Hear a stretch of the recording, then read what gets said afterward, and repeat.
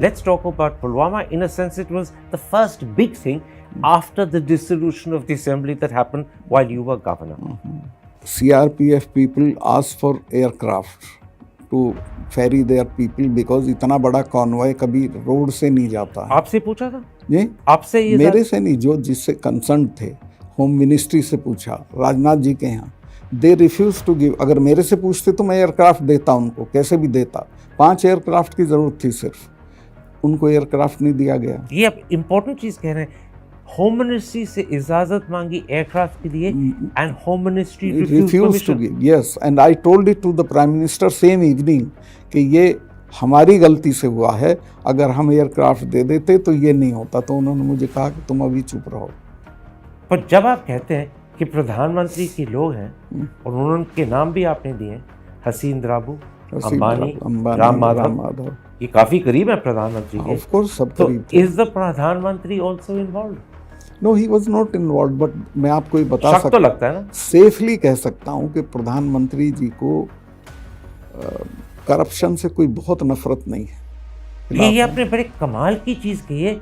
आपने कहा मैं सेफली कह दूं कि प्रधानमंत्री को करप्शन से कोई नफरत नहीं है। आज के बयान के बाद जी सरकार की आपके लिए नफरत बढ़ेगी, क्योंकि आपने खुला कहा कि मोदी साहब हैज नो नफरत विद करप्शन। हाँ, मैं तो इसको वो बहुत नाराज होंगे आपसे। कितने ही नाराज हों, जो फैक्ट है वो फैक्ट है। देखिए, नरेंद्र मोदी जी के बारे में मेरी वो ओपिनियन नहीं है जो सारी दुनिया की है। मैं बहुत सारी चीज़ें, जैसे मैं जब भी उनसे मिला, he is very ill informed person, उनको कोई जानकारी नहीं।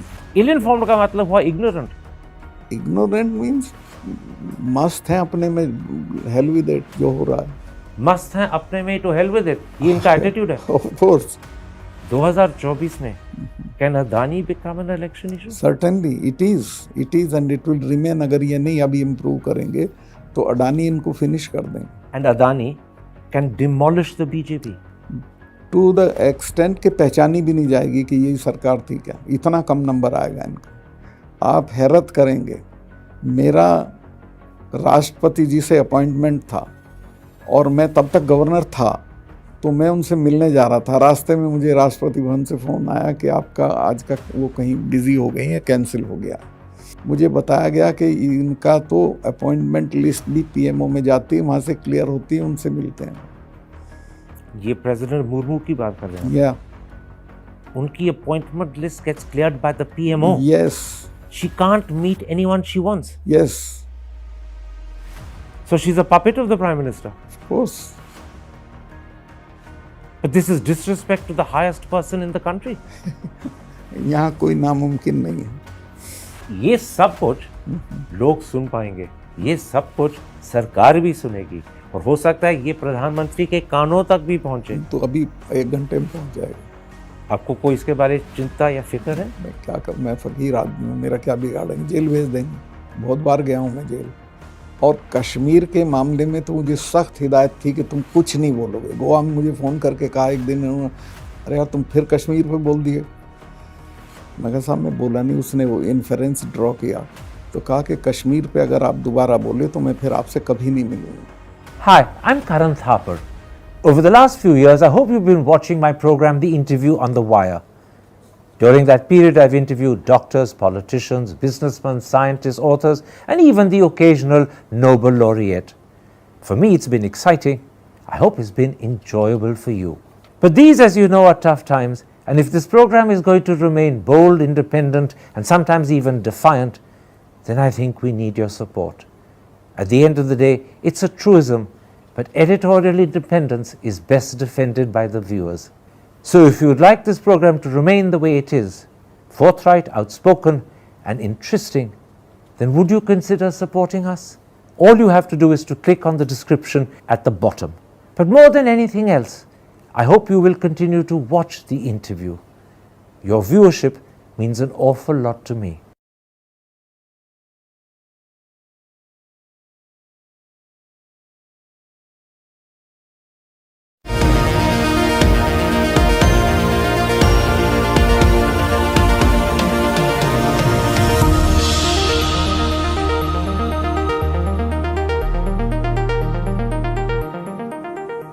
Hello and welcome to a special interview for The Wire. My guest was the last governor of Jammu and Kashmir. He served there from August 2018 till October 2019. 14 tumultuous months which saw not only the Pulwama crisis but more importantly the abrogation of Article 370. At the moment, Satyapal Malik is writing an account of those 14 tumultuous months. But today, in addition, he's also agreed to speak to me. Mr. Malik, let me start by asking you. Sure. If I ask you questions about your time as governor, will you tell me the truth, only the truth, and as much of the truth as you can? Yes. Yes? Pakka. Pakka. In which case, let's start. You took over as governor of Jammu and Kashmir in August 2018, and at the time the state was under president's rule. 3 months later, when Mehbooba Mufti was desperately trying to call you to tell you that she had got support from Congress and the National Conference, and as a result, she had 56 people supporting her in an 87-member assembly. Not only did you refuse to take her call, but it was claimed that the fax machine in your residence had not received her letter. And yet, literally minutes later, you dissolved the assembly. Why did you do that? Were you under pressure from Narendra Modi not to let her form a government? I was not even touch with him. It was Eid का दिन था, छुट्टी थी, मेरा रसोइया भी छुट्टी पे था. There was nobody to man fax or anything in my office. I reached there at 4 o'clock. I was in Delhi. I reached there at 4 o'clock. और वहाँ मेरे चीफ सेक्रेटरी और जो उनका हमारा इंटेलिजेंस का चीफ है वो सब आए और उन्होंने कहा कि इनकी मेजॉरिटी है और अगर ये लेटर भेज देंगे तो वो करा दीजिए, क्या दिक्कत है, मैं बिल्कुल करा दूँगा. लेकिन नियम क्या है, सरकार बनाने के लिए ट्विटर से सरकारें नहीं बनती करण साहब. सरकार बनाने के लिए ज़रूरी है कि वो पार्टी जो सरकार बनाना चाहती है उसकी मीटिंग हो, वो मीटिंग करके डिसाइड करे कि महबूबा हमारी नेता होंगी. फिर जो सपोर्टिंग पार्टीज़ हैं वो मीटिंग करें, वो चिट्ठी लिख के दें कि हम इनको सपोर्ट करते हैं और वो सारे लेटर्स पर्सनली डिलीवर करें गवर्नर को कि साहब ये सिचुएशन है. लेकिन अगर आप महबूबा मुफ्ती को टाइम देते ये करने के लिए तो वो सारी चिट्ठियां आपको डिलीवर कर देती. आपने मिनटों के अंदर असेंबली डिसॉल्व कर दी. गलत है. सारा दिन था, मैंने असेंबली डिसॉल्व की 8 बजे के बाद. पूरा दिन उनके पास पड़ा था. 3 फ्लाइट आती हैं श्रीनगर से जम्मू, वो किसी के हाथ भेज सकती थी, खुद नहीं आ सकती थी. अच्छा, मेरा फैक्स ख़राब था तो उनके जानने वालों के बहुत के फैक्स ठीक होंगे, उनके यहाँ भेज देते, वो फैक्स मुझे राजभवन में डिलीवर कर देते. लेकिन मलिक साहब, ताज्जुब की बात ये है कि आपके चीफ सेक्रेटरी मानने थे कि अगर उनके पास मेजॉरिटी है तो सरकार बनाने दीजिएगा, क्या हर्ज है? अभी अभी आपने यही चीज की. हाँ, बिल्कुल. तो ताज्जुब की बात यह है कि अगर आपको और आपके सेक्रेटरी साहब को पता था कि उनके पास मेजॉरिटी है तो आप उनको 1 या 2 दिन और क्यों नहीं देते? हर्ज क्या था? जल्दी क्या थी डिसॉल्व करने की? उसमें सिस्टम है और वो सिस्टम ये है कि आपको वो मेजॉरिटी का सबूत आपके पास आ जाना चाहिए. वो नहीं आया. उसमें अपने फारूक अब्दुल्ला साहब की पार्टी ने कहा कि हम दिल्ली जा रहे हैं, कल तय करेंगे. गुलाम नबी आज़ाद ने कैटेगोरिकली कहा नहीं कि हम सपोर्ट करते हैं. सिर्फ महबूबा कह रही थी कि मेरे पास मेजॉरिटी है. तो मेरा काम अगर ये था कि मुझे किसी भी हालत में उनकी सरकार बनवानी है तो ठीक है.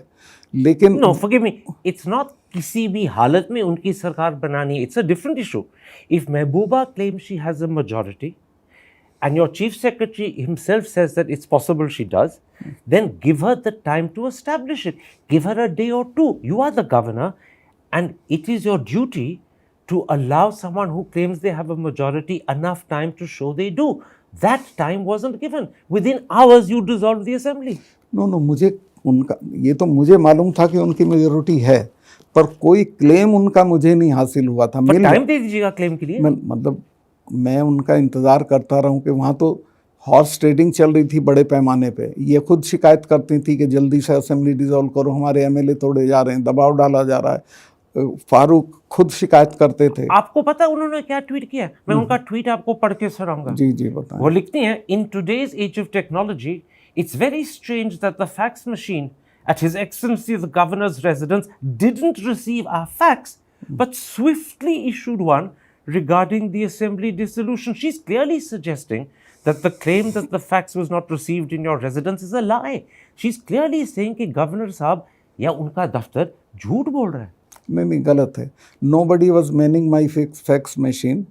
और हमने जो भेजा है बाकी जगहों को जब कि असेंबली डिसॉल्व हो गई, वो फैक्स से नहीं भेजा, फ़ोन करके बताया। मुझे ये बताइएगा कि ये वाकई हकीकत है कि गवर्नर साहब के घर में फैक्स मशीन पे कोई बैठा नहीं था? क्योंकि ऐसी चीज़ कॉमेडी शोज़ में होती है, गवर्नर साहब के रेजिडेंस में तो होता नहीं।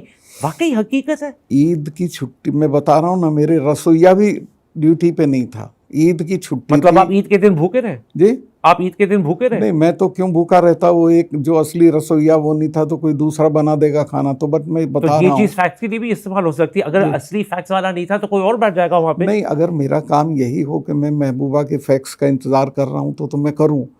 महबूबा के पास फैक्स से ज़्यादा साधन थे मुझे रीच करने के, वो किसी को भेज सकती थी, अपने किसी आदमी के यहाँ फैक्स कर देती। Let me put it like this, ji ji Governor Saab, you understand the constitution better than me.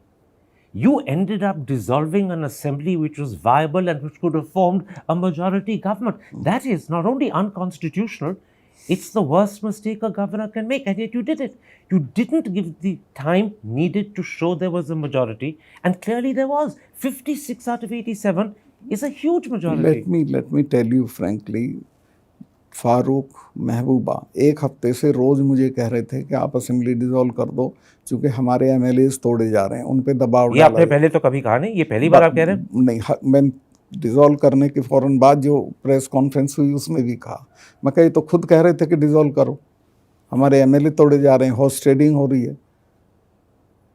मुझे ये बताइएगा, are you proud of what you did, or do you regret not giving Mehbooba more time? No, not at all. I don't regret. If they were incompetent, I'm not responsible for that. मुझे सरकार बनानी होती तो मेरे 6 आदमी गए हुए होते वहाँ चिट्ठी लेके, गवर्नर के गेट पे थोड़े रोक देता मैं। So you're saying Mehbooba was incompetent? Incompetent. And she is putting the onus of blame on you to cover up her incompetence. नहीं, मेरी जिम्मेवारी नहीं है कि अगर आपको ये पता नहीं है सरकारें कैसे बनती तो मैं आपको बताऊं। आपका आदमी अगर चिट्ठी लेके पहुंच जाता, और जम्मू से श्रीनगर बहुत दूर नहीं है, 3 फ्लाइट्स आती हैं, आप किसी अपने जानने वाले के यहाँ फैक्स कर देते, वो मुझे डिलीवर कर देता आपकी चिट्ठी। She says that she tried to call you and you refused to take the call. मेरा तो आप मुझे करके देखें, 2 बजे भी मैं अपना फ़ोन, कॉमन कश्मीरी भी ये नहीं कह सकता कि मैं फ़ोन खुद नहीं उठाता। तो मतलब ये आप कह रहे हैं कि महबूबा is lying when she says she tried to call you? Of course she is lying. She never called me in that period of time. Let's then jump 3 months to February 2019 when Pulwama happened. Let's talk about Pulwama. In a sense, it was the first big thing after the dissolution of the assembly that happened while you were governor. There were adverse intelligence reports right through January, and I believe even up till the middle of February. And yet, despite those reports, 1,000 CRPF Jawans traveled by road in a huge convoy, which was a sitting target. You were governor at the time. Yes. How is it that this was permitted to happen? It was clearly asking for trouble. Let me tell you the facts.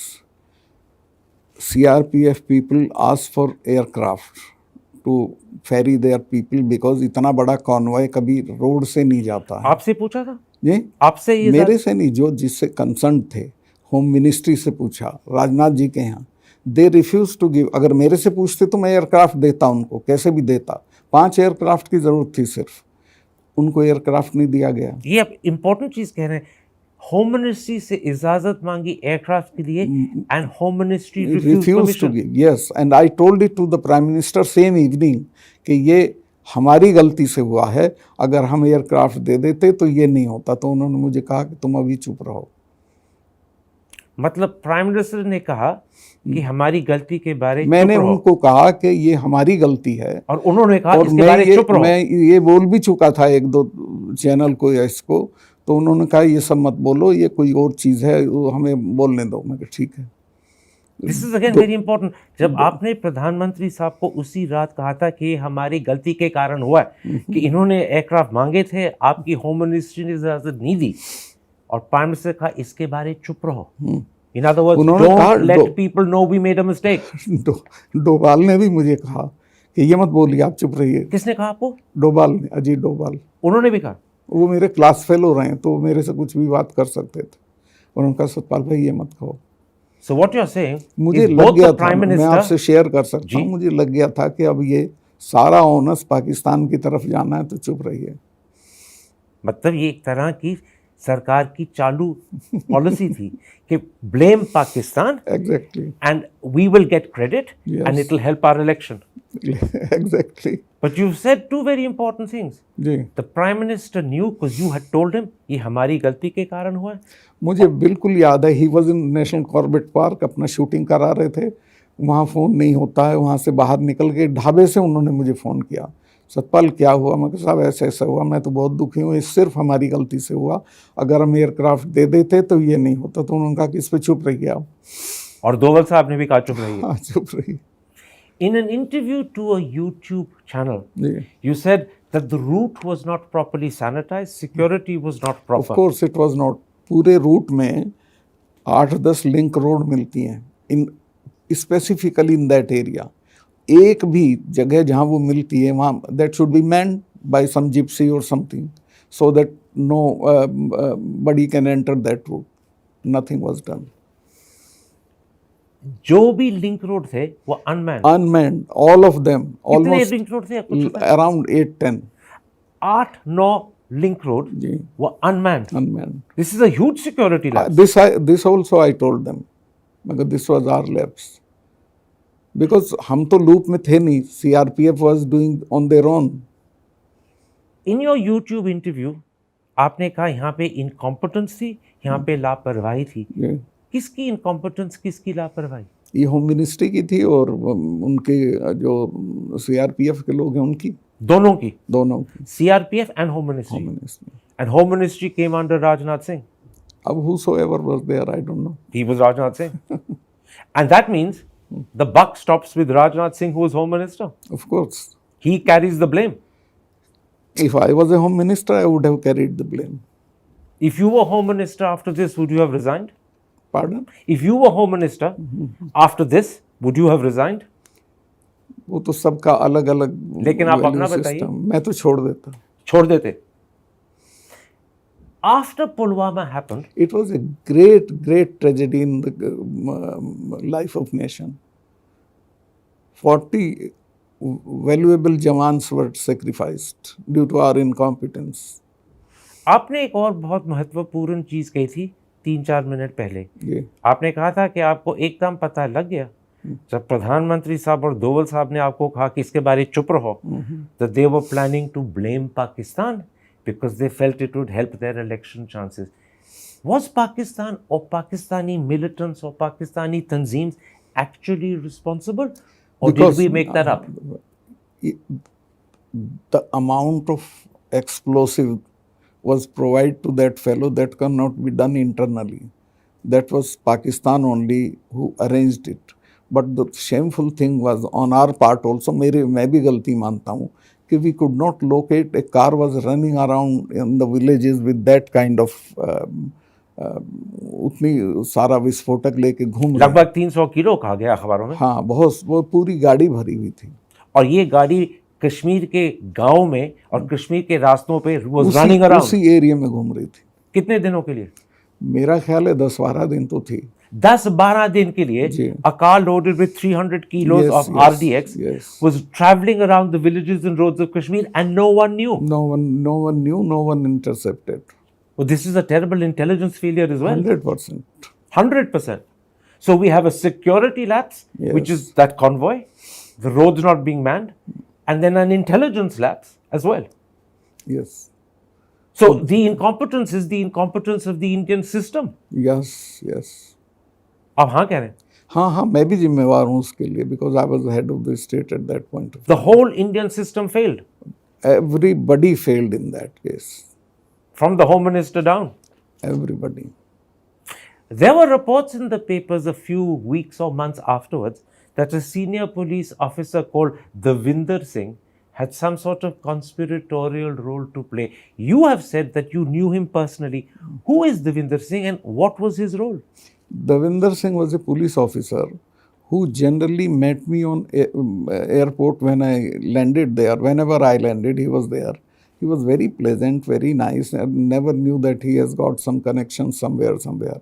But he did have a role to play? In this, he did not have any role to play. So those stories that he had a role to play in what happened at no, Pulwama. No, he was not that sort of anti-national person. So those stories about Devinder Singh are wrong. Are wrong. Absolutely. Tell me something, Malik Saab. Yeah. Will we ever know the full truth of what happened at Pulwama? Yes, we can. वो तो government के पास सब होगा, ऐसा नहीं है, इनको पता नहीं है। लेकिन गवर्नमेंट ने हिंदुस्तान के सिटीजन्स को तो बताया नहीं। कोई जरूरी नहीं होता, 100 चीज नहीं बताती सरकार तो। और अगर बताएं they will be incriminating themselves क्योंकि उनकी ही गलतियां निकल जाएंगी। Of course. So the government has actually good reason to keep quiet and to hide it. Government have good reason to hide it and to use it for some other purposes. And you The tragedy was used for something else. ये आपने पहले भी कहा और फिर दोहरा रहे हैं। फिर दोहरा रहा हूँ। It is my conviction that instead of going to the root cause of the matter, we shifted the blame somewhere else. You're saying Mr. Modi deliberately, consciously used Pulwama for election benefit. मैं इस भाषा में नहीं कह सकता जिसमें आप अपनी भाषा में कहिए। मेरी भाषा में यही है कि हमने उस पूरी घटना की तह में जाने के बजाय, या हो सकता है तह में गए हो, हमें मालूम हो, फिर भी पॉलिटिकल लोग हैं, हम अपने फ़ायदे के लिए चीज़ों को दूसरी तरफ कर देते हैं। लेकिन फ़ायदे के लिए इस्तेमाल किया गया मोदी साहब ने। मुस्कुरा रहे हैं आप? ये हाँ? नहीं, मैं इसमें हाँ ना कुछ नहीं कर रहा हूँ। ना हाँ ना हाँ, ना हाँ ना ना। हाँ या ना कुछ नहीं कर रहा हूँ। Let's come to August the 5th, 2019, the day Article 370 was abrogated. Yeah.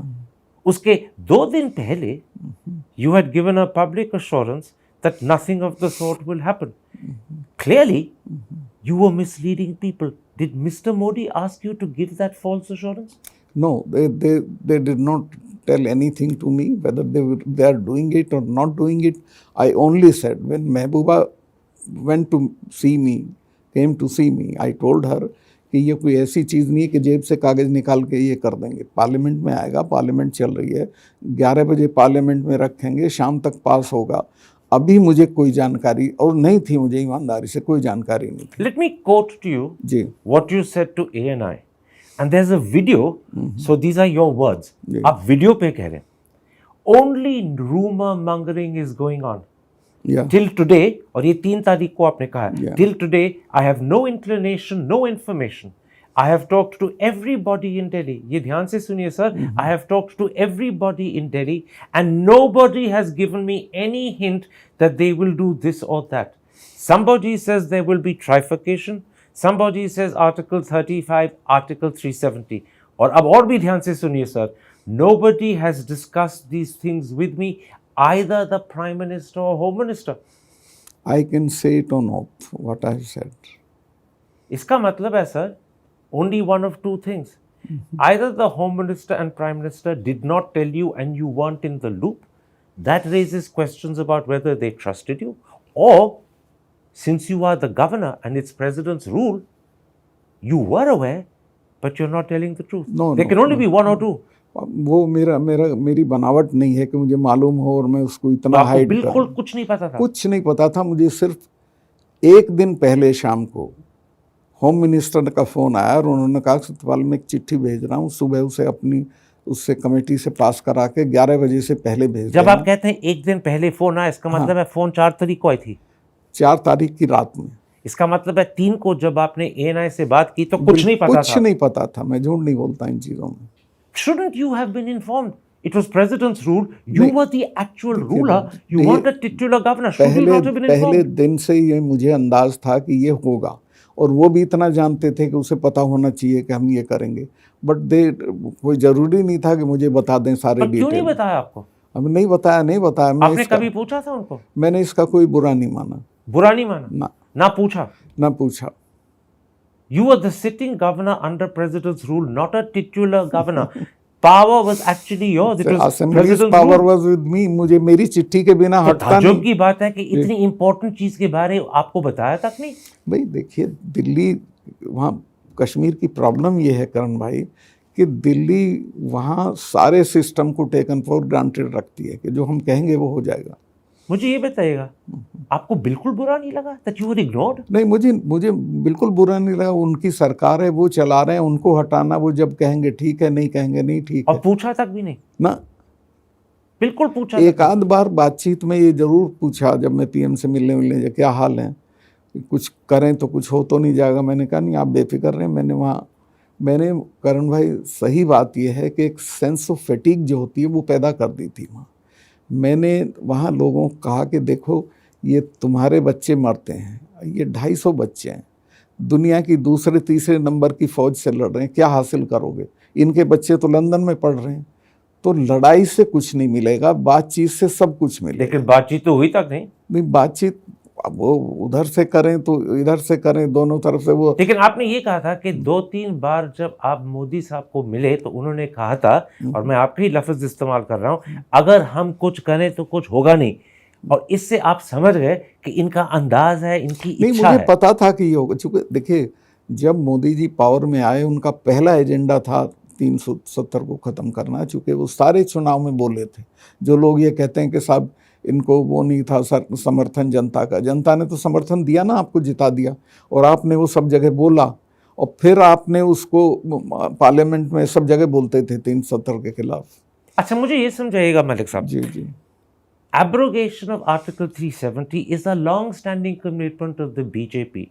For decades they have been talking about this. Why did they divide the state into and demote it to a union territory? To many Kashmiris, that looked like a deliberate attempt to humiliate. वो 370 हटाने से ज़्यादा इसका बुरा मानते हैं। बिल्कुल, तो किया क्यों ये? इसमें भी मेरी कोई सलाह नहीं थी, लेते तो मैं मना करता कि ये मत करिए। वो इसलिए किया, जो मेरा अंदाज है कि यूटी बनाने में पुलिस डायरेक्टली सेंटर के अधीन आ जाती है। अदरवाइज पुलिस इनके कंट्रोल की नहीं होती, वो गवर्नर या असेंबली के कंट्रोल में रहती है। और यहाँ ये फियर था कि पुलिस रिवोल्ट कर सकती है। ये बात मुझसे चीफ सेक्रेटरी ने भी कहा कि मलिक साहब, जब मैंने उसे बताया शाम को कि सुबह चिट्ठी भेजनी है ये, तो उसने कहा कि 1000 आदमी मारना पड़ेगा। मैं कहा क्यों? कहने लगे तो थानों में घुस जाएंगे, हथियार छीन लेंगे, पुलिस रिवोल्ट कर देगी, और मैं तो यहीं आ रहा हूँ राजभवन में। कहा तुम बेफिक्र रहो, मैंने जो 6 महीने काम किया, मैं आश्वस्त हूँ, कुत्ता भी नहीं भौंकने का, चिड़िया भी नहीं। लेकिन ये मुझे बताइएगा, अगर आपको पूछा जाता तो आप कहते do not demote it to union territory? Yes, 100%। So this was a mistake? Mistake नहीं, दैट वाज देयर, उनका कंसर्न था। But you think it was a mistake? जरूरी नहीं था। वो जिस चीज से उन्होंने डर के किया कि पुलिस रिवोल्ट कर दे, वो होता नहीं। उन्होंने बहुत काम किया था पुलिस के लिए, बहुत सपोर्ट थी हमको। So they took an unnecessary step out of a fear that was unrealistic. Exactly. मुझे ये बताइए, would you have also advised against dividing the state into, separating Ladakh from Jammu and Kashmir? नहीं, मैं समझा नहीं आपको। Would you, अगर आपसे पूछा जाता, have also said कि स्टेट को डिवाइड ना कीजिए? मैं बिल्कुल कहता कि ये मत करिए, इससे ज़्यादा सेंटीमेंट हर्ट होगा। तो दोनों चीजें के आप खिलाफ थे, डिमोशन के भी खिलाफ थे Yes. और डिवीजन के भी खिलाफ थे। जी जी, तो आपके आंखों में बोथ हुआ अननेसेसरी एंड रॉन्ग? बिल्कुल गैर जरूरी था। डिवीज़न के तो मैं थोड़ा पक्ष में था, चूँकि मैं बहुत जाता था लद्दाख, और वो लोग बहुत ही अपने को ह्यूमिलिएटेड फील करते थे। श्रीनगर में आते थे, उनसे ब्यूरोक्रेसी का सही बिहेवियर नहीं होता था, तो उनके लिहाज से उतना डिवीज़न तो ठीक था। लेकिन इसको जो आप अभी कह रहे थे, डिमोशन, यूटी करना, ये गलत था। लेकिन मेरे लिए क्लियर करिए साहब, यूटी के बारे तो आप बड़े जोर से कह रहे हैं, यूटी करना गलत था, बिल्कुल गलत था। Changing the state to union territory was a mistake. Ladakh के बारे आप दो चीजें कह गए, पहले आप कह रहे थे डिवीजन गलत था, फिर आप कह रहे थे कि लद्दाख में डिवीजन की सेंटिमेंट थी। So what's your final position? My final position is कि यस, लद्दाख को कश्मीर से अलग होना चाहिए था, चाहे यूटी के रूप में होता लद्दाख या कैसे भी, चूंकि वो लोग बहुत फ्रस्ट्रेटेड थे। So on division you were agreement with the government? या it's only on UT that you disagree? On UT I disagree. ना, आपके बारे ये भी कहा है, हो सकता है आरोप है, हो सकता है हकीकत है, मगर आपसे मैं पूछूंगा कि after abrogation of article 370 you unleashed a rain of terror on journalists in Kashmir. Anuradha Bhasin, who is the executive editor of Kashmir Times, has written an article in the New York Times on the 8th of March, which is just 5 weeks ago. और मैं थोड़ा आपको पढ़ के सुनाना चाहता हूँ कि उन्होंने अंग्रेजी में क्या लिखा है. This is what she's written. Journalists were routinely summoned by the police, interrogated and threatened with charges such as income tax violations or terrorism or separatism. Several prominent journalists were detained. At least 20 were placed on no-fly lists to prevent them from leaving the country. Why was this done? मुझे एक भी journalist ने, कोई अगर कसम खा के कह दे कि मैंने शिकायत की हो, इस तरह की कोई घटना मेरे निगाह में नहीं आई. हर शाम को एक जगह तय थी कि वहाँ ब्रीफिंग की जाती थी, हमारे अफसर लोग बैठते थे, ब्रीफ करते थे, कोई उनको सहूलियत की जरूरत होती थी वो देते सर, पूरा इंटरनेट तो शट डाउन किया गया था. There was total silence out of Kashmir. उसकी वजह इंटरनेट का यूज पाकिस्तान करता था हमारे अगेंस्ट. इंटरनेट हम मतलब पाकिस्तान की सहूलियत के लिए इंटरनेट को चालू रखें. पीछे आपने कश्मीर को हिंदुस्तान से कट ऑफ कर दिया. नहीं, हकीकत है, हमें तो पता भी नहीं था कि क्या हो रहा है वहां पे. नहीं. पर ये बताइएगा, ये खुला कह रही हैं, journalist were routinely summoned by the police, interrogated and threatened with charges of income tax violations or terrorism or separatism. ये सब बकवास है. इस तरह की कोई घटना नहीं. पुलिस के एक अफसर को मैं जानता हूँ, इतने बढ़िया सब. अनुराधा भसीन गलत लिख रही हैं, गलत कह रही हैं. न्यूयॉर्क टाइम्स में छपा गया और वो कहीं भी छपे. और उन्होंने मुझे इंटरव्यू भी दी था. मुझे भी उन्होंने स्वीकार किया कि बिल्कुल ये हुआ. मुझे जानती थी, मुझे फोन करके वो कह सकती थी कि भाई ये हो रहा है. मैं तो 2:30 बजे रात भी फोन उठा रहा था. मैं सारे कश्मीर को नेवर मैंने अपना नंबर सबको दे रखा था. सिर्फ एक लेडी को मैंने एंटरटेन नहीं किया फोन पे, that was Barkha Dutt, for other reasons. But जो भी मुझे फोन करता था मैं खुद उठाता था, 2:30 बजे रात भी. उनके बारे में बताइएगा, she is a very prominent journalist. उनको आपने क्यों नहीं एंटरटेन किया? कोई रीजंस थे local. She was near to somebody who is very deep in Kashmir politics. तो मैं थोड़ा फिक्र कर रहा था कोई गलती ना हो जाए. So out of fear that she may get close to someone who's deep in politics, you wouldn't take the phone from her. She wanted to come and meet me. I avoided that. I want to come to something else that you spoke about in that YouTube interview you gave. Because I think it is very important. You spoke about how Reliance Insurance wanted to open an insurance scheme in Kashmir. You said that Ram Madhav came to see you to get you to clear it. You said कि वो आपके घर आए थे 7 बजे सुबह. आपने ये भी कहा था कि मैंने तो उस समय तक नहाया भी नहीं था. और मैं बिना नहाए मिलता नहीं हूँ किसी को. लेकिन आपको उनको मिलना पड़ा उस दिन. उनको मिलना पड़ा. राम माधव 7 बजे सुबह आए. हाँ. और उन्होंने आपको कहा था कि ये क्लियर करिएगा, और आपका जवाब था, and I am quoting you, मैं गलत काम नहीं करूंगा. वो आपसे क्या गलत काम करवाना चाहते थे? मुझे कल उनका नोटिस भी आ चुका है. अखबारों में भी है कि he is suing you for defamation. But I know that you are a brave man and that won't put you off. So let's not worry about that. मुझे वो ये बता दें क्या करने गए थे राजभवन में.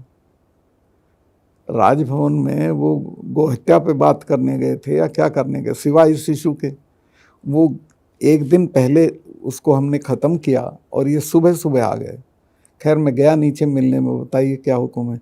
कहने यार वो तुमने वो कर दिया क्या, इंश्योरेंस वाला मामला ख़त्म कर दिया क्या? मैं कहाँ कर दिया. कहने चिट्ठी चली गई. मैं कभी पूछता हूँ. मैंने चीफ सेक्रेटरी को फ़ोन किया. मुझे पता था कि चिट्ठी चली गई होगी चूँकि शाम को ख़त्म किया था हमने. तो उसने कहा चिट्ठी तो कल ही चली गई थी. तो राम माधव अपसेट हुए. ये मुझे बताइएगा, आपने वो इंश्योरेंस की स्कीम जो रिलायंस इंश्योरेंस कश्मीर में चालू करना चाहती थी, उसे क्यों इनकार किया? उसको इसलिए इनकार किया, बल्कि वो मैं गया था जिस दिन ओथ ली थी उसके अगले ही दिन वो एजेंडे पे आ गई. मुझे पता नहीं था. सारे यूनानिमस थे कि इसको पास कर दो. वो पास भी हो गई. वो तो मैंने 2 दिन बाद फाइल मंगा के कैंसिल की, क्योंकि इमीडिएटली तो सरकारी कर्मचारियों में उसका बहुत विरोध हो गया, क्योंकि 8,500 रुपये हर कर्मचारी को साल में देना था. फिर जो रिटायर्ड कर्मचारी थे उनको 20,000 के ऊपर देना था. तो मैंने कहा दिल्ली में तो CGHS में हमको कुछ नहीं देना होता, यहाँ क्यों देंगे ये. तो मैं कहा ये तो अच्छा. फिर जो अस्पताल उसमें शॉर्ट लिस्ट किए गए थे 5 या 6, वो 3rd रेट अस्पताल थे. कोई नेशनल रिप्यूट का एक आध अस्पताल था और कोई नहीं था. तो मैं कहा भाई ये क्या हुआ. अस्पताल भी अच्छे नहीं होंगे, इलाज भी अच्छा नहीं मिलेगा, पैसे लिए जाएंगे। तो मैंने उसको कहा कि नहीं, इसको CGHS के उस पर करिए, पैटर्न पे।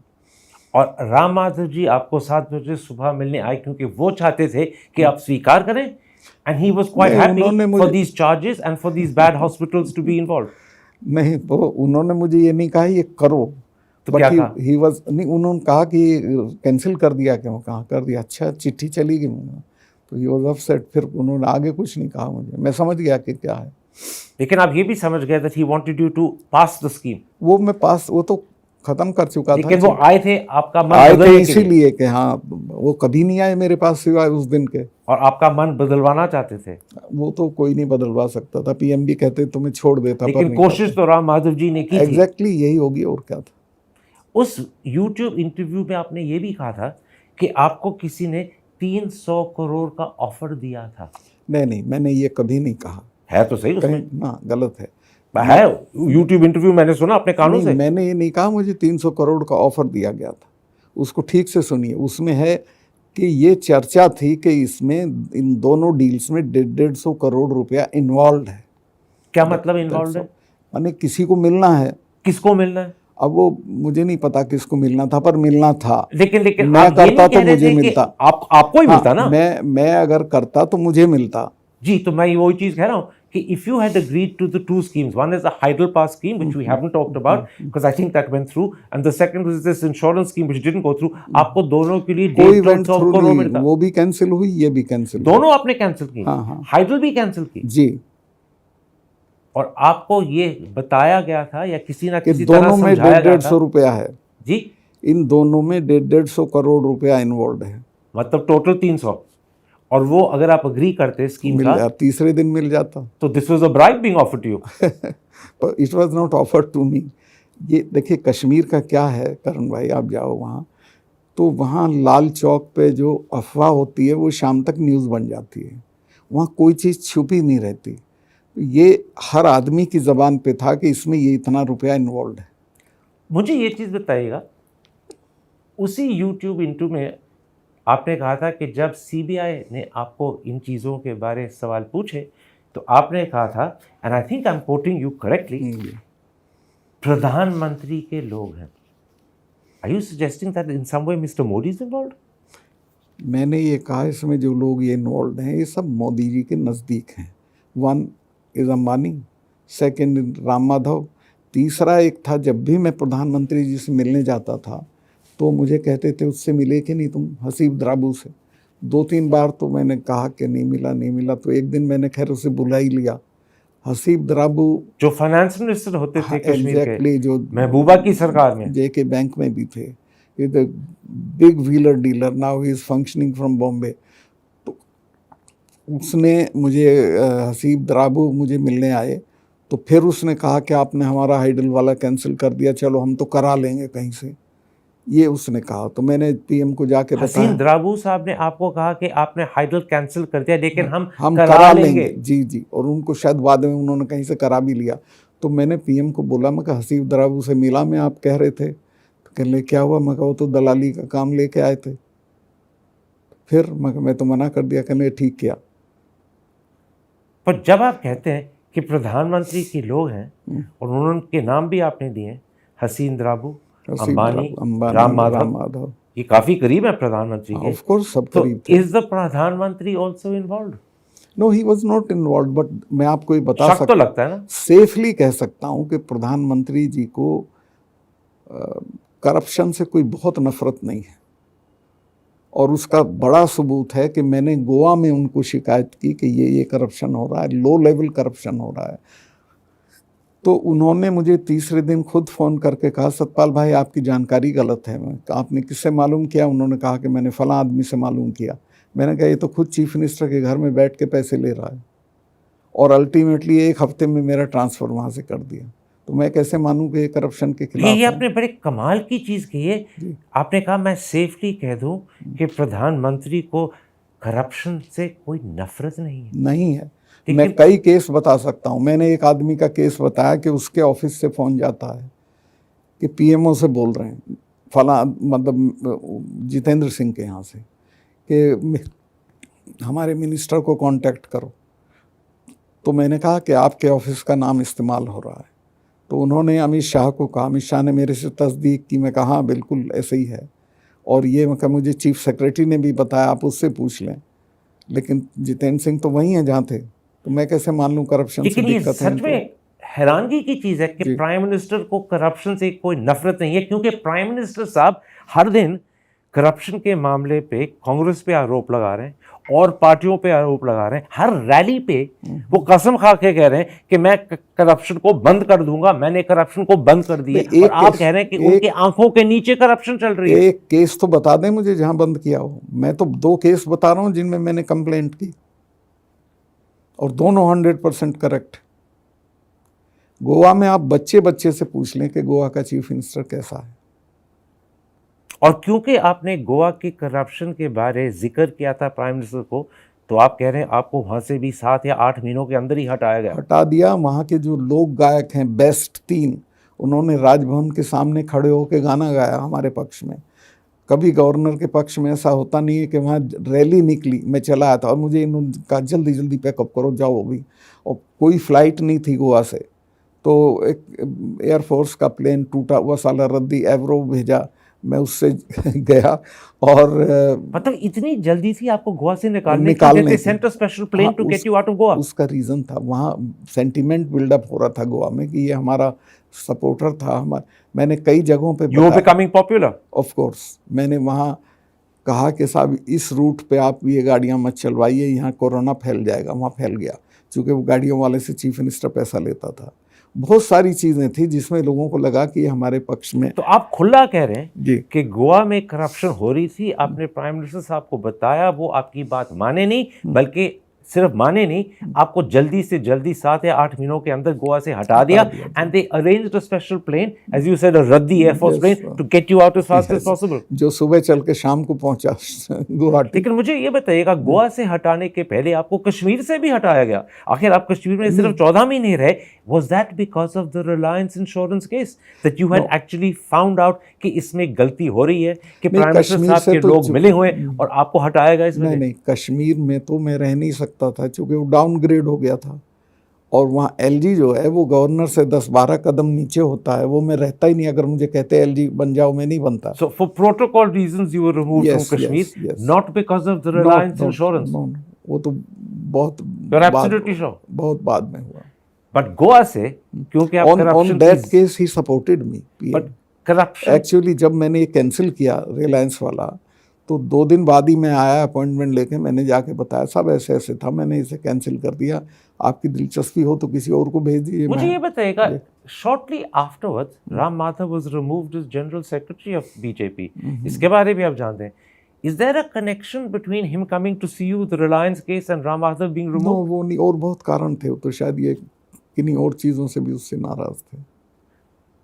उनसे प्राइम मिनिस्टर साहब की नाराजगी और चीज़ों पे थी? जी, और चीज़ों पे भी थी, बहुत सारी बातें थी। मगर गोवा में क्योंकि आप करप्शन का जिक्र कर रहे थे, आपको रिमूव किया गया। जी, और इसलिए आप कहते हैं कि प्राइम मिनिस्टर साहब को करप्शन से कोई नफरत नहीं। 2 मिसाल मैंने दी, गोवा की और जितेंद्र सिंह की। तो जब प्राइम मिनिस्टर साहब हर एक रैली में करप्शन का जिक्र करते हैं, कसम खा के कहते हैं कि मैंने करप्शन मिटा दी है, उंगली उठा के कहते हैं कि कांग्रेस वाले या दूसरे स्टेट के रीजनल पार्टीज वाले करप्शन कर रहे हैं, तो आप कह रहे हैं कि ये तो झूठा आरोप है, अपने आप ही इनके लोग करप्शन में मिले हुए हैं, यही आप कह रहे हैं? अब मेरे मुंह से क्यों कहलवाना चाहते हो? मैं जितना आप कह तो गए, कह सकता था वो कह दिया है।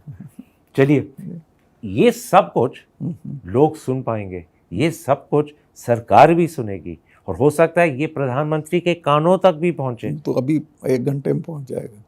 आपको कोई इसके बारे में चिंता या फिक्र है? मैं क्या कर, मैं फकीर आदमी हूँ, मेरा क्या बिगाड़ेंगे? जेल भेज देंगे। बहुत बार गया हूँ मैं जेल। और कश्मीर के मामले में तो मुझे सख्त हिदायत थी कि तुम कुछ नहीं बोलोगे। गोवा में मुझे फ़ोन करके कहा एक दिन उन्होंने, अरे यार तुम फिर कश्मीर पे बोल दिए। मैं कहा साहब मैं बोला नहीं। उसने वो इन्फेरेंस ड्रॉ किया, तो कहा कि कश्मीर पे अगर आप दोबारा बोले तो मैं फिर आपसे कभी नहीं मिलूँगा। कश्मीर के बारे तो आज आप बड़ा खुल के बोलें। अब तो क्यों नहीं बोलना चाहिए? आप हैरत करोगे, कश्मीर की जो एडवाइजरी कमेटी है उसने लिखा था कि इनको सीरियस थ्रेट है पाकिस्तान से, इनको मकान मिलना चाहिए, Z+ सिक्योरिटी मिलनी चाहिए। और मिली क्या? मेरे पास एक सिपाही है इस वक्त, बस। मकान मिला? मकान का सवाल ही नहीं, किराए के मकान में रह रहा हूँ मैं। तो इसका मतलब है, as someone who was governor of Kashmir when Article 370 was abrogated, you have a very high threat profile, of course, but the government has given you no security. No ये सरकार की लापरवाही नहीं है? सरकार चाहती है साले कोई मारते इसको।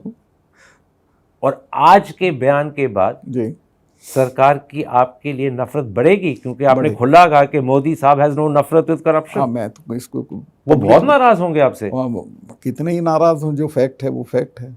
अच्छा, मैंने इंट्रोडक्शन में कहा था कि आप कश्मीर के बारे में किताब लिख रहे हैं, about your 14 months as governor. जो सवाल मैंने इंटरव्यू के बारे पूछा था, मैं आपको वही सवाल किताब के बारे पूछ रहा हूँ। Will you reveal the truth in your book, the full truth and as much of the truth as you can reveal? आप बिल्कुल आश्वस्त रहिए, मैं ज़िंदगी में, मैं 2 साल का था, मेरे फादर की डेथ हो गई थी। खुद खेती करके खुद बढ़ा हूँ, और मैं ज़िंदगी में, मेरा ये उसूल है कि मैं झूठ अगर बिल्कुल ही गर्दन पे कोई चाकू आ रहा हो तो हो सकता है बोल दूं, वरना मैं बोलता नहीं हूँ। तो किताब में सारी हकीकत आप बता देंगे? जितना ज़रूरी है वो सारा बता दूंगा मैं। जितना ज़रूरी है? जी जी। जानबूझकर तो नहीं आप कुछ रोकेंगे? नहीं, कोई रोकने की कोई एंटी नेशनल कोई बात नहीं है। देश का नुकसान नहीं होता जो बातें मैं कहूँगा। चलिए, let's go a little further. Kashmir के बारे में बातें हो गई, मैं 2-3 और चीजें आपको पूछना चाहता हूँ, बट नॉट अबाउट कश्मीर। जी। In January 2022, at a function in Dadri in Haryana, you talked about a meeting with the Prime Minister when the farmers' agitation was on. And this is what you said: मेरी 5 minute में लड़ाई हो गई उनसे। वो बहुत घमंड में थे। मेरी 5 मिनट में लड़ाई हो गई उनसे, वो बहुत घमंड में थे। उसके बाद आप अमित शाह से भी मिले, और अमित शाह ने मोदी के बारे आपको ये कहा, सत्यापाल इसकी अकल मार रखी है लोगों ने, सत्यापाल इसकी अकल मार रखी है लोगों ने। तो आज मैं आपसे ये पूछना चाहता हूँ, what is your opinion of Narendra Modi today? देखिए, नरेंद्र मोदी जी के बारे में मेरी वो ओपिनियन नहीं है जो सारी दुनिया की है। मैं बहुत सारी चीज़ें, जैसे मैं जब भी उनसे मिला, he is very ill person. उनको कोई जानकारी नहीं है, कोई इल इन्फॉर्म्ड अबाउट कश्मीर। जब भी मेरी बात हुई, उनका इंफॉर्मेशन लेवल बहुत नीचे था। मैंने एक बार मिसाल के तौर पे एक बार कहा कि वहाँ की असली जो प्रॉब्लम है वो जमात है, उनको फिक्र ही नहीं था उस चीज़ का। तो उन्होंने कहा कि अच्छा मुझे उस पर नोट दे दो, लेकिन मैंने 20 पेज का नोट दिया उन्होंने। He did not act on that. Amit Shah acted on that, now also he is acting on that, because Jamaat is so powerful. 20-30% लोग तो सरकारी कर्मचारी उनके साथ हैं, उनकी बेहतरीन बढ़िया प्रॉपर्टीज हैं, मस्जिद और हैं। हमारे प्रधानमंत्री जी, who presents himself as being well informed and knowledgeable, आप कह रहे हैं is ill informed? Of course he is. मुझे तो अभी भी लगता है उनको बहुत चीज़ें। ill informed का मतलब हुआ ignorant। इग्नोरेंट मीन्स मस्त है अपने में, हेल विद इट जो हो रहा है। मस्त हैं अपने में, to hell with it, ये इनका एटीट्यूड है। Of course. और बताइए, कश्मीर का मैं बताता हूँ, इनको कश्मीर की किसी रियल प्रॉब्लम का पता नहीं था। कश्मीर का इन्हें ये भी पता नहीं था कि हुर्रियत कैसे ऑपरेट हो सकती है। मैं आपको बताता हूँ, मैंने जाते ही वहाँ एक इंटरव्यू दिया जो इंडियन एक्सप्रेस में छपा था। मैंने कहा कश्मीर की प्रॉब्लम सारी कश्मीरियों ने पैदा नहीं की, 50% दिल्ली ने पैदा की है। तो हुर्रियत के चीफ ने बयान दिया, पब्लिक स्टेटमेंट दिया कि गवर्नर 50 सैकड़ा सही बोले। तो मैंने कहा 50 सैकड़ा तुम सही बोल दो। तो खैर, लेकिन आप बड़ी ताज्जुब की चीज़ कह रहे हैं जी, कि कश्मीर के बारे he is ignorant, ill informed, he doesn't know anything, and you must have found this out in 2018 when you became governor. Yeah. By that time, Modi साहब had been prime minister for 4 years. Yes. 4 साल prime minister होने के बावजूद कश्मीर के बारे ignorant रहे। 100% ignore, मतलब इल informed. चलिए, ये तो पहला बयान आपका हुआ, और मुझे बताइएगा बात तो प्राइम मिनिस्टर, ये तो मेरे कान खुल जा रहे हैं और ऑडियंस भी हैरान होगी। और बताइए। और मैं ये बताता हूँ, मुफ्ती सईद के एक बहुत अच्छे कुलीग थे, डिप्टी चीफ मिनिस्टर थे, मुजफ्फर बेग। वो एक दिन मुझे मिलने आ रहे थे, तो थोड़ा लेट हो गए। मैंने पूछा साहब कहाँ लेट हो गए? कहने लगे मैं जिलानी ने बुला लिया था। तो मैं क्या कह रहे हैं? उन्होंने पूछा कहाँ जा रहे हो? मैंने बताया गवर्नर साहब से मिलने जा रहा हूँ। तो उसने कहा ये तो गजब का गवर्नर है, इससे तो डील हो सकती है। कहने कैसे? गिलानी साहब ने कहा गिलानी आपके ने बारे? जी, आज वो जिंदा नहीं है बेचारे, जी जी जी, पर Muzaffar Beg and he was जिंदा the है। most pro Pakistan of the Hurriyat leaders. He said कि इसलिए कि वो जब बात करता तो दिल निकाल के हथेली पे रख लेता, तिकड़म की कोई बात नहीं करता है। तो पॉइंट क्या बना रहे हैं आप? मैं ये बना रहा हूँ कि अगर कश्मीर में हम ईमानदारी के साथ काम करें, चूँकि वहाँ हमने इलेक्शन कभी फेयर नहीं कराए, हमने इलेक्शंस के रिज़ल्ट बदले। एक बार तो हमने बख्शी के ज़माने में तो सारे पर्चे कैंसिल कर दिए। तो ये जो हमारी तिकड़में हैं, इनसे हमारे बारे में यकीन पैदा नहीं होता है। और आप ये भी कह रहे हैं कि इफ गिलानी साहब, who's the most pro Pakistan of Hurriyat, had faith in you personally, Yes. then you could have been used to create some sort of negotiation and Trust solution. me, 2-3 times I gave impression here that it can be solved. ये आपने प्रधानमंत्री साहब को कहा था? Yes, but they were not interested in that. और मैं आपको बता रहा हूँ, मैंने वहाँ एक फुटबॉल टीम थी, उसको वो किया सपोर्ट। 1 करोड़ मैंने दिया, 1 करोड़ मैंने जेके बैंक से दिलवाया। वो पहले झटके में 3 देश की 3 बड़ी टीमों में आ गई। तो उसका एक मैच होता है, उस मैच में 20,000 लड़के आ गए देखने के लिए। तो यासीन मलिक ने हुर्रियत की मीटिंग बुलवाई इमरजेंसी और कहा, जिलानी से कहा कि साहब ये लड़के तो वहाँ चले गए सब। तो जिलानी ने कहा कि भाई बांधे हुए नहीं गए, अपनी मर्जी से गए, चुप रहो। 10 साल से इन्होंने सिनेमा नहीं देखा है, तो ये खेल भी नहीं देखेंगे। और मैं गवर्नर साहब से एग्री करता हूँ। मैंने वहाँ एक ये कहा कि भैया तो इनको बॉल दे दो और नहीं तो ये पत्थर उठाएंगे। तो हर गांव में मैंने खेल का मैदान आइडेंटिफाई करा के दे दिया लड़कों को। मुझे ये बताइए sir, a prime minister who is ignorant about Kashmir, ill informed about Kashmir, ये आपके लफ्ज हैं, brought about the biggest change in Kashmir that has ever happened. But he did it in ignorance. He did it poorly informed. He didn't know the situation. वो तो उनका agenda था, अपना agenda लागू कर रहे थे। But ये एजेंडा जरूरी था? Was it a mistake? ये भी मुझे बताइए। वो उनके लिए नहीं, जरूरी आप क्या था। समझते हैं? क्योंकि कश्मीर को आपकी काफी अच्छी समझ है कश्मीर की। मैं तो नहीं करता इस काम को। आप 370 को नहीं, 370 तो हटाता मैं, लेकिन डाउनग्रेड नहीं करता स्टेट को। और अभी भी मैं कह रहा हूँ कि अभी भी कश्मीरियों को सबसे ज़्यादा हद डाउनग्रेड होने की है। What about the way Kashmir has been handled since 2019? उसके बारे में बताइएगा। Has there been more mistakes made by the government in Delhi? नहीं, वहाँ तो कुछ होता नहीं था। गवर्नर तो अपना गोल्फ खेलते थे, आनंद करते थे, कोई इनिशिएटिव दिल्ली का नहीं होता था। एक बार जब वहाँ बाढ़ आई थी तब मोदी जी ने इनिशिएटिव लिया था। 2014 की बात है। हाँ, गए थे तो इनके लिए लेकिन बड़ी। अब मैं 2019 की बात कर रहा हूँ। उसके बाद इनका शायद Should they be holding elections? Should they be restoring statehood? Are those important? अब स्टेटहुड का प्रॉमिस तो किया अमित शाह साहब ने हाउस में, लेकिन मुझे नहीं लगता पीएम जल्दी से करेंगे। और वो गलती है? करना चाहिए? एकदम करना चाहिए। एकदम करना चाहिए? एकदम करना चाहिए। इलेक्शन के पहले? इलेक्शन के पहले ही कर देना चाहिए। क्यों नहीं करना चाहिए? अगर आपको लोगों में फेथ पैदा करना है तो किसका इलेक्शन करा रहे हो? म्यूनिसिपैलिटी का कराओ, स्टेट का कराओ, असेंबली हो।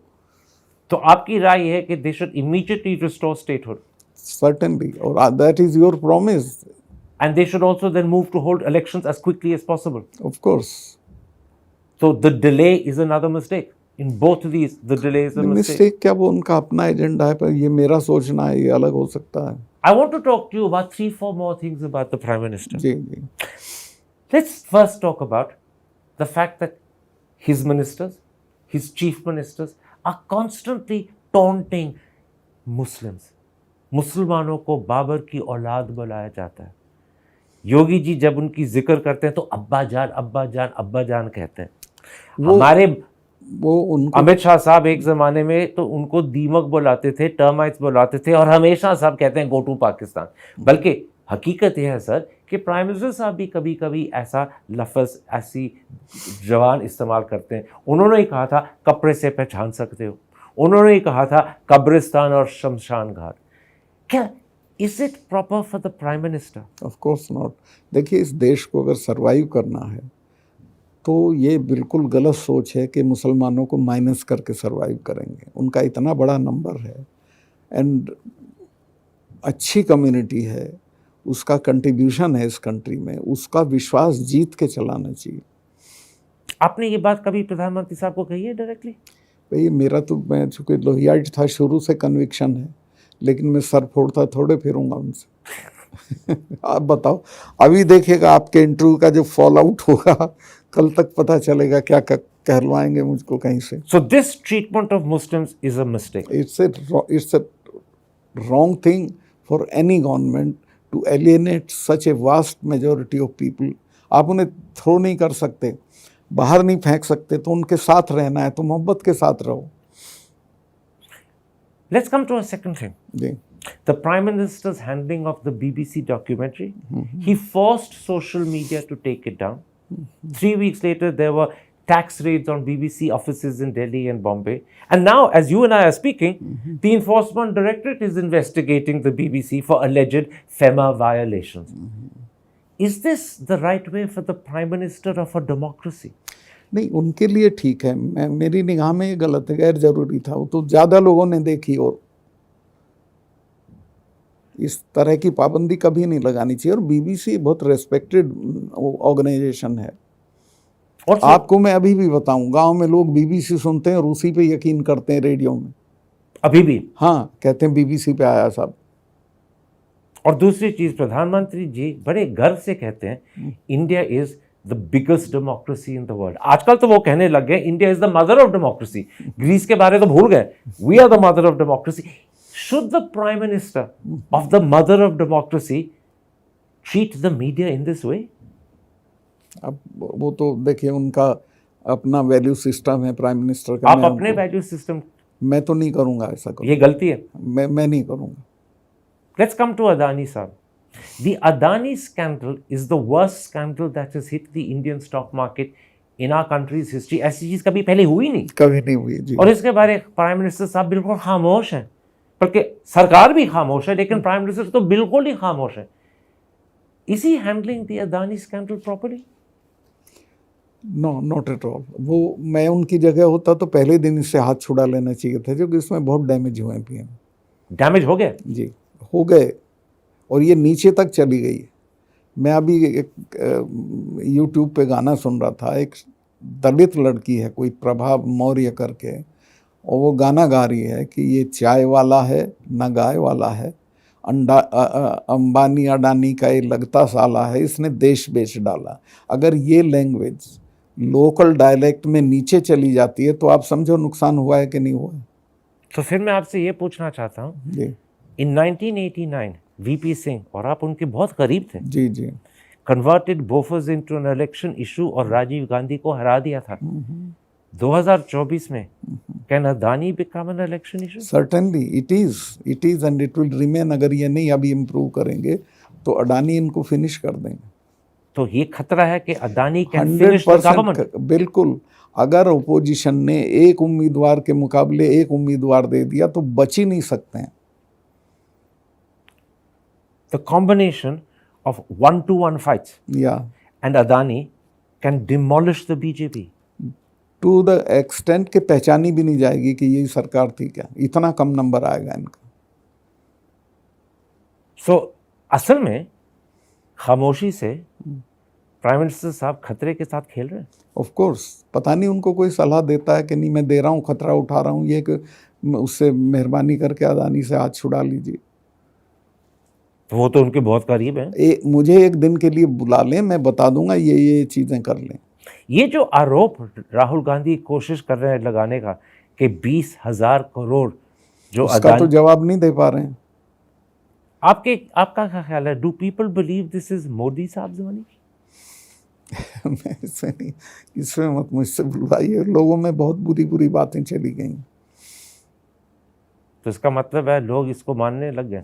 लोग ये मानने लगे कि अडानी के फाइनेंशियल इन्वॉल्वमेंट में इनकी दिलचस्पी है। इसका मतलब है कि अगर दिलचस्पी है तो फायदा भी होगा नेचुरली, और अगर फायदा होगा तो हो सकता है पैसा भी उनका हो। बिल्कुल, तीनों चीजें मान गए आप। देखिए, जो स्टेट गवर्नमेंट करप्ट है इनकी, जिनमें मैं उंगलियों पर गिन सकता हूँ कौन कौन है, वहाँ का रुपया वो चीफ मिनिस्टर तो सारा खा नहीं रहे हैं, वो यहाँ भी आ रहा है और यहाँ से फिर कहीं जा रहा होगा, तो हो सकता है अडानी को जा रहा हो। लोग इस तरह की चर्चा करते तो हैं। मलिक साहब, एक बार फिर करप्शन का मुद्दा उठ गया है। गोवा की जिक्र हो रही थी तब उठा, जी आपने कहा कि इस प्रधानमंत्री को करप्शन से कोई नफरत नहीं। जी। अब अदानी के मामले में लग रहा है कि इनको फायदा है। इनको एक मिनट नहीं भाई, आप देखें पार्लियामेंट में ये एक सवाल का जवाब दे पाए अदानी पे? ये तो कर रहे थे एक अकेला। भाई इससे काम नहीं चलता, बताओ तो क्या बात है। He could not utter a single word in his defence. वो आपसे ये सुन के बहुत नाराज होंगे, याद रखिएगा। हाँ, मुझे तो क्या कर सकते हैं, मरवा मुझे नहीं सकते, टप्स मेरे पे ज़्यादा हैं। कम्युनिटी मेरी बहुत बड़ी है, छेड़ नहीं सकते, इनकी दुर्गति हो जाएगी। और मेरी कम्युनिटी में किसानों के इशू पे बोलने के बाद मुझसे इतनी हमदर्दी है कि जिस दिन मुझे छेड़ेंगे इनको पता चल जाएगा, ये लोग पब्लिक मीटिंग नहीं कर पाएंगे कहीं। अच्छा, वैसे मेरे पे कुछ है नहीं, मैं फ़कीर आदमी हूँ, किराए के मकान में रहता हूँ, प्रॉपर्टी मैंने बनाई नहीं है। So you have no fear? Of course, मेरे तो बाप दादा की ज़मीनें भी बेच ली पॉलिटिक्स में आके मैंने। मैं आपको एक और शख्स के बारे में पूछना चाहता हूँ, फिर I will and the interview. Rahul Gandhi के बारे। राहुल गांधी पार्लियामेंट में बोलना चाहते थे क्योंकि वो पार्लियामेंट्री डेमोक्रेसी में कभी इतना गलत काम नहीं हुआ जैसा उसे ना बोलने दे के हुआ। स्पीकर ने शेमफुल बहुत गलत काम किया। मैं स्पीकर के खिलाफ नहीं बोलना चाहता हूँ, लेकिन वो गलत था, उसको ज़रूर बोलने देना चाहिए था। और जब पार्लियामेंट मिले तो उसकी सफाई वहाँ दिलवानी चाहिए, उसका राइट था इनहेरेंट। ये स्पीकर साहब का डिसीजन था या स्पीकर साहब को ये डिसीजन दिया गया था किसी और ने? किसी का डिसीजन होता है क्या? आप हैरत करेंगे, मेरा राष्ट्रपति जी से अपॉइंटमेंट था और मैं तब तक गवर्नर था, तो मैं उनसे मिलने जा रहा था। रास्ते में मुझे राष्ट्रपति भवन से फ़ोन आया कि आपका आज का वो कहीं बिजी हो गई है, कैंसिल हो गया है। राष्ट्रपति भवन में हमारे यहाँ के भी लड़के वड़के रहते हैं। मुझे बताया गया कि इनका तो अपॉइंटमेंट लिस्ट भी पीएमओ में जाती है, वहाँ से क्लियर होती है, उनसे मिलते हैं। ये प्रेसिडेंट मुर्मू की बात कर रहे हैं? या उनकी appointment list gets cleared by the PMO? Yes. She can't meet anyone she wants. Yes. So she's a puppet of the Prime Minister. Of course.